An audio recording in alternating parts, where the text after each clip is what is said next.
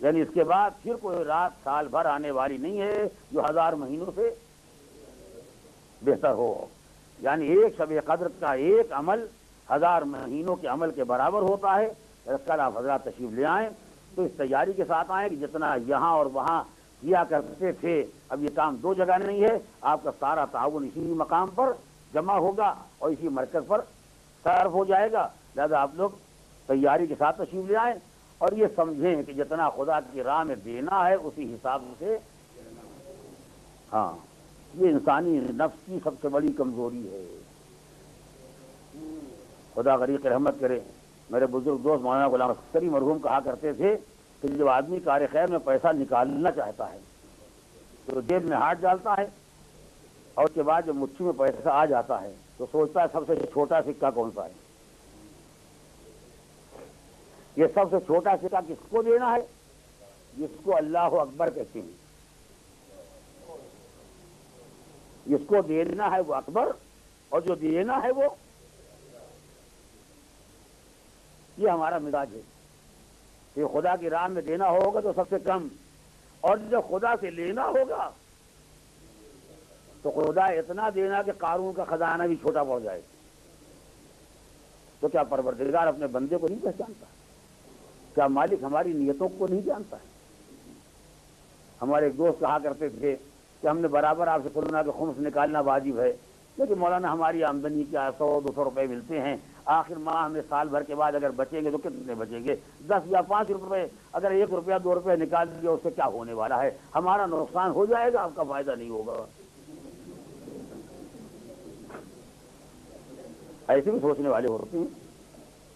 اگر 2 روپے نکل گئے 10 میں سے تو ہمارا نقصان تو ہو جائے گا لیکن آپ کو کوئی فائدہ نہیں ہوگا. لہذا آپ خدا سے دعا کریں کہ بجائے 10 روپے کے آخر میں 10,000 بچیں, 10 لاکھ بچیں, تاکہ جب ہم کچھ دیں تو آپ کو معلوم ہو کہ کچھ ملا, سادات کے کام آیا, دین کے کام آیا, مذہب کے کام آیا. کچھ اگر ہماری جیب سے جائے تو آپ کو تو اندازہ ہو کہ کچھ آیا. لہذا آپ خدا سے دعا کریں. میں نے کہا میں تو دعا کر دوں گا, لیکن اگر پروردگار نے پلٹ کے کہہ دیا اس کے حق میں سفارش کر رہے ہو جو اتنا بے ایمان ہے کہ ہماری راہ میں 2 روپیہ نہیں دے سکتا, کیا ہم کو دھوکہ دیں گے؟ جس کے دل سے 2 روپیہ نہ نکلتا اسے 2 لاکھ نکلے گا. ارے ہم ہی نے بنایا ہے, ہم نہ پہچانے گا تو کون پہچانے گا؟ پورا سورہ منافقون گواہ ہے کہ دل کا حال کوئی جانے نہ جانے وہ جانتا ہے. ہر ایک کو دھوکہ دیا جا سکتا ہے مگر پروردگار کو کوئی دھوکہ نہیں دے سکتا. لہذا وہ ہر ایک کی نیت کو جانتا ہے, ہر ایک کے دل کے حال کو جانتا ہے. اگر انسان واقعا مجبور ہے, میں نے اس دن واقعہ عرض کیا تھا, اگر واقعا مجبور ہے تو اس کا ایک پیسہ بھی پروردگار کی نگاہ میں لاکھوں سے زیادہ قیمت رکھتا ہے. لیکن اگر انسان مجبور نہیں ہے اور پیسہ بچا کے خدا کی راہ میں دینا چاہتا ہے اور پھر خدا سے لینے کے واسطے, تو مالک کی نگاہ میں غریبوں کی اہمیت ہے, محتاجوں کی اہمیت ہے, مکاروں کی کوئی اہمیت نہیں ہے.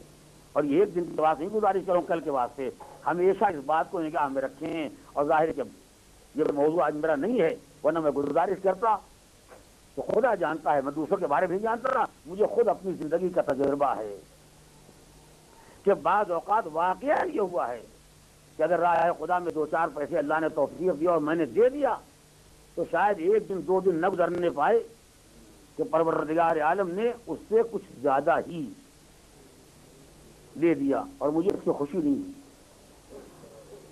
بلکہ بعض اوقات یہ سوچنا پڑتا ہے کہ معاذ اللہ کہیں ایسا تو نہیں کہ پروردگار نے ہمارے عمل کا حساب یہی کر دیا ہو. ہر آنے والی دولت کوئی ہنر نہیں عزیزو, ہر آنے والے پیسے کو نہ سمجھے کہ اللہ آپ سے بہت محبت کرتا ہے. ہو سکتا ہے آپ کے معاملات کو خدا یہی بے باک کر دینا چاہتا ہو کہ کیونکہ نیت میں خلوص نہیں ہے, کیونکہ نیت میں صداقت اور صفائی نہیں ہے. لہٰذا جیسا عمل کرنے والا ہے اس کا معاوضہ یہی دے دیا جائے, میدان حشر میں آئے تو خالی ہاتھ آئے. خدا گواہ ہے کہ بعض اوقات پروردگار عالم کی دی ہوئی نعمتوں کو دیکھ کے یہ سوچنا پڑتا ہے کہ کہیں مالک نے ہمارے اعمال کا حساب یہی تو نہیں کر دیا کہ اس سے بدتر انسانی زندگی کا کوئی حادثہ نہیں ہوگا اگر انسان کے سارے اعمال کا حساب یہی ہو جائے اور میدان حشر میں پہنچے اور خالی ہاتھ. اور یہ بھی میرے ذہن کی فکر نہیں ہے، میرا ذہن کہاں اتنی بلندیوں تک جا سکتا ہے. میں نے تاریخ میں واقعہ پڑھا ایک عالم جلیل کا، مسجد میں آئے نماز پڑھانے کے لیے اور مسلمان آئے پڑھنے کے واسطے. ایک مرد مسلمان نے یہ نظر کی تھی کہ اگر میرا فلاں کا کام ہو گیا تو میں ایک تھیلی درہم دینار کی جو بھی اس کے پاس ہے وہ میں دوں گا، مگر اسے دوں گا جو مسجد سے سب سے پہلے نماز پڑھ کے برآمد ہوگا. لہٰذا اس کا کام ہو گیا رات کو، تو صبح کو تھیلی لے کے گیا مسجد کے دروازے کے پاس جا کے کھڑا ہو گیا. اتفاق ایسا ہوا کہ پیش نماز کو پھر کوئی ضروری کام تھا.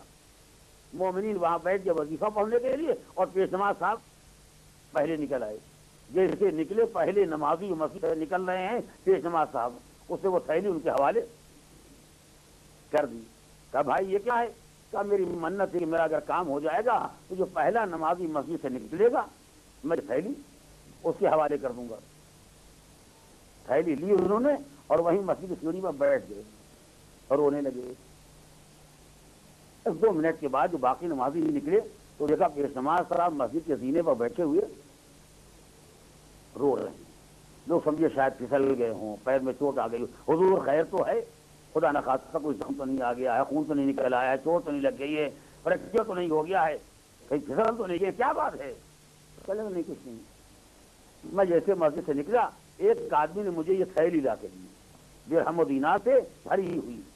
کہا حضور یہ تو خوش قسمتی کی بات ہے، کب سے ہم لوگ نمازیں پڑھ رہے ہیں، ابھی بھی آپ ہی کے ساتھ ہم پڑھ رہے تھے اور ہم ہمیشہ پہلے نکلا کرتے تھے. ہماری قسمت کی خرابی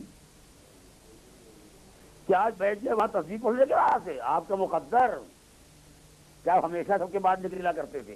آج پہلے آپ نکل رہے، یہ تو خوش قسمتی کی بات ہے اور خوشی کی بات ہے، خوشحالی کی بات ہے، رونے کی کیا بات ہے؟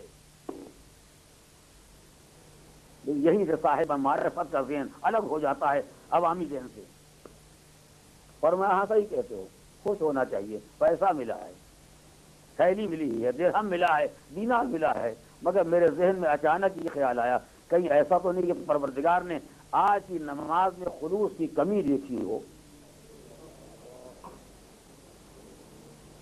اور اللہ نے نیت میں یہ دیکھ لیا ہو کہ اس میں کہیں سے ریاکاری شامل ہے.